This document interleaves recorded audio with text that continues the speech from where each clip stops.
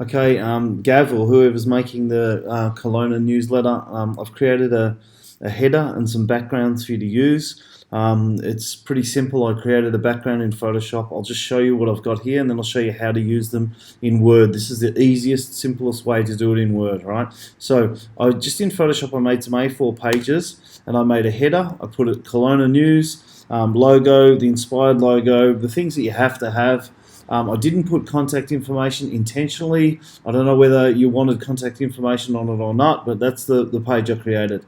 Now, I've also created a couple others, so I'll just go down and show you. One with a splash of paint on it, two splashes of paint on it, a big splash of paint. The idea is it's colourful and that you can put different things over the top or images inside of this to make it look better.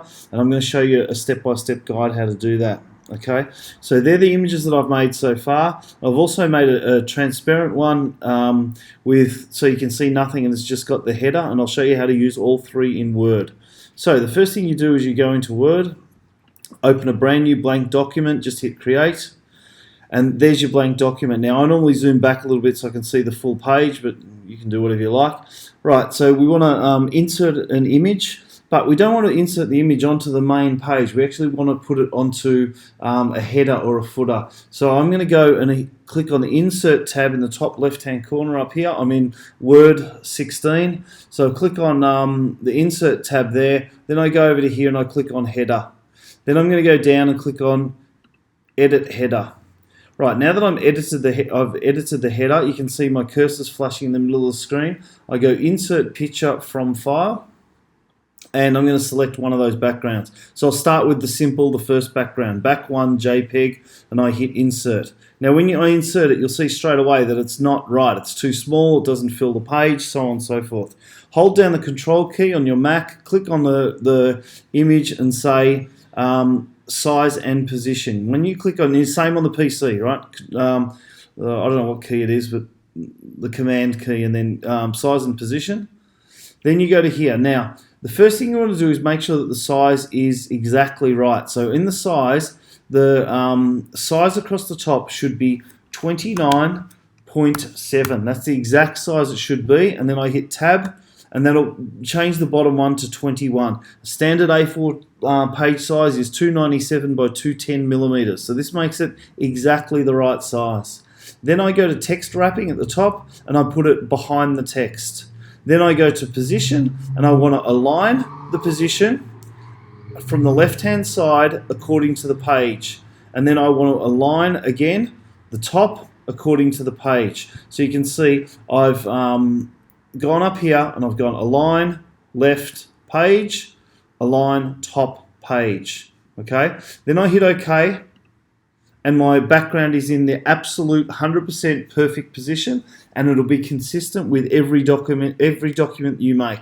Now I go up to my header and footer at the top of the page, and I say close header and footer. So now that's in the background, it's locked, it cannot change. You can start writing text over the top, whatever you like.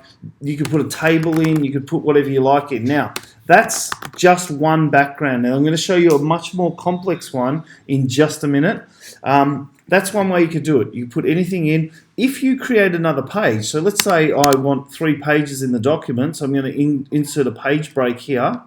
If I can work out how to do it. Yeah, insert page break. You'll see my next page, the header's already in position, it's already perfect, it's ready to go. So that's one way to do it. Now, I'm going to show you again really quickly. I'll just do a whole brand new document. I'll show you this one, and then I'll show you probably the most difficult one of the 3, right? So I'm in Word. I go to Word, I go New Blank Document, Create.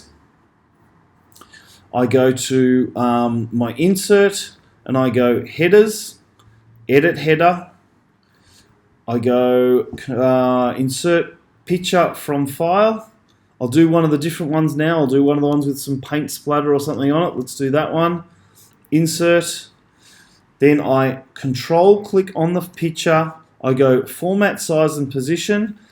On the first tab, the one that says Size, I need to make sure it's 29.7. Hit Tab. The bottom one will automatically change because you're locking the ratio. We go to Text Wrap. we put it behind, we go to position, we align it at the top left to the page, and then we align it, this one, top page, hit OK. There's our background. You go back to header and footer, you lock the header, close the header and footer. Now you can type on that page and you could go down and do it. Now, that's for the simple one. Now, if we want to go to the more complicated one, I'll show you that. Let's just close this, don't save.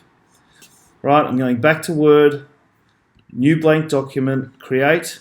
Now this one's a little bit more complicated. Let's say you've got a photo of a student and you want to put students on the school bulletin, you want to insert some photos, but you still want the header over the top of the page, right? So this is how we're going to do that. We're going to go insert picture from file. So in this situation, I have a kid's example. I'm not allowed to use a student photo because of legal reasons. So I've just got this one off the internet. So here's my photo of the two kids. I do the same thing, hold down Control key, I hit size and position, and this time I'm just going to go to text wrapping and I'm going to say in front of text. I don't need to do the other two, I'm just going to do that. And I hit OK. Now you can see I can grab the corners. So if I hold the Shift key down and move the corners, the image will scale in proportion. And because I put it in front of the text, I can move it to wherever I like. Now, in fact, I could have even put that, if I wanted to go size and position, I could have put that behind the text and that would have done the same thing, and I can still move the image around. So that's great. We've got this image of the kids. It looks good. It's in a good position. Now I want to put my header over the top of it. So what I would do next, I want to click off that first to make sure that we're okay. Right, we've clicked off that. Now I'm going to go Insert Picture from File. This time I'm going to go to the one called Top A4 PNG, which has a transparent background. I hit Insert on that, and it comes over the top of the image. Now, Control, click on the image, size and position. I click on size. Again, you need to make sure it's consistent, 29.7, hit Tab. It's exactly the right size. The logos will be in the same spot, same everything, it'll be perfect. Text wrap, this time you put it in front of the text because you want this right at the very front of your page. And then position, you want to put align left page, align top page, hit OK. And now we have this great looking page with the picture in the background. The border goes over the top. We've still got all the school logos. So this is a way that you can make a page. Now, if you want to type on it, you click off the page and then you can just start typing straight away. You probably can't see that, but when I've typed, there's some black typing just come in there.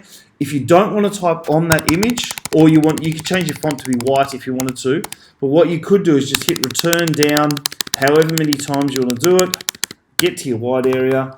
This is a picture of a child, or two children, right? So that's how you could do your page like that. So that's how you could make your pages in Word. This is the simplest way to do it in Word. Now, you want it to look good and you want it to be a PDF. So let's say that's the end of the page. You've put in all of your text. You've written everything you wanted down here. Bulletin points, I know things that are happening during the week, whatever. You go to File, Print, and then instead of saving or printing it, you print to PDF, save to PDF. We're going to call it Kelowna News, and I'm going to save it to the desktop in this situation. I'm just going to save, and that's it. Now, if I quit out of Word, and I go to my desktop, here is the newsletter as a PDF, ready to go. And if I go View, enter full screen, you'll see there's no white borders or anything around it. It's exactly right. It's a full screen preview. Now, when I didn't go view full screen, when I go back to exit full screen, it looks like there's a white border around here. There's not actually a white border around. That's the actual program box. That's the way that preview previews. It puts a white border around it. So it doesn't actually have a white border, and you can see that when you go view full screen, right? Now, what you can do is then, because this is in preview, you can add other pages in here. You just drag the pages in, drop them on top, so you could have 2 or 3 pages all in together. I think if you view thumbnails, so you got your view thumbnails here. Let's say we had another PDF. We could just drag another PDF onto here, and then, in fact, I'll do it. You can see now we've got 2 pages. So you might use your first header page just with writing on it, and your second page might have a paint splash on it, or your third page might have I don't know, 3 paint splashes on it with some writing and a table on it. However you like, this is how you make your PDF.